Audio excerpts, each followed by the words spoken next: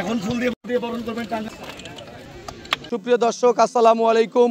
আমি এই মুহূর্তে অবস্থান করছি টাঙ্গাইল শহীদ মারুফ স্টেডিয়ামে।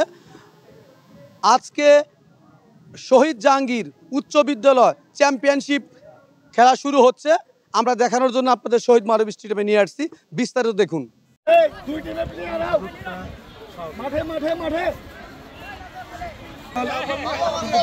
গোল করছেন কিন্তু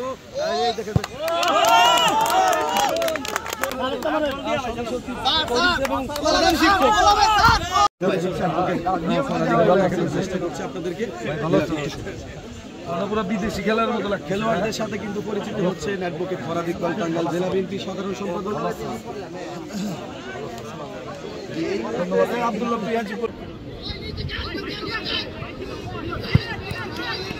শহীদ জাহাঙ্গীর স্কুল কর্তৃক আয়োজিত ফুটবল টুর্নামেন্টে উপস্থিত আছেন আমাদের পদ্ম স্কুলের প্রধান শিক্ষক আমাদের শামসুল আলম স্যার, উপস্থিত আছেন টাঙ্গাইল জেলা বিএনপির নির্বাচিত সাধারণ সম্পাদক এবং টাঙ্গাইল সদর 5 আসনের গণমানুষের নেতা অ্যাডভোকেট ফরাদ ইকবাল।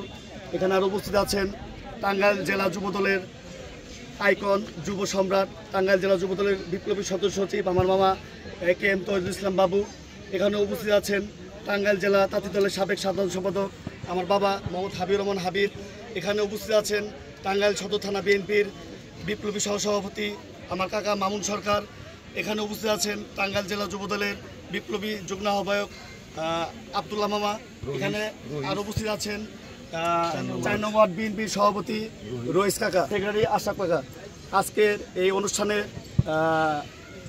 সভাপতি আমাদের শ্রদ্ধেয় শামসুল স্যার। খেলাধুলার মাধ্যমে দেশ এগিয়ে যাবে, এটা আমাদের প্রত্যাশা।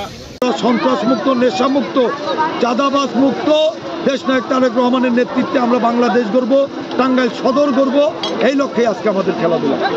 শুধু এই স্কুলের খেলাধুলার মধ্যে সম্পৃক্ত তা নয়, অঞ্চলভিত্তিক, যেহেতু আপনারা বিভিন্ন এলাকার মানুষ এখানে উপস্থিত আছেন, আপনাদের নিজস্ব স্ব এলাকাতেও সবসময় খেলাধুলার আয়োজন করবেন। খেলাধুলার মধ্য দিয়ে আমাদের সমাজটা সুন্দর থাকবে, নেশামুক্ত থাকবে, মাদকমুক্ত থাকবে।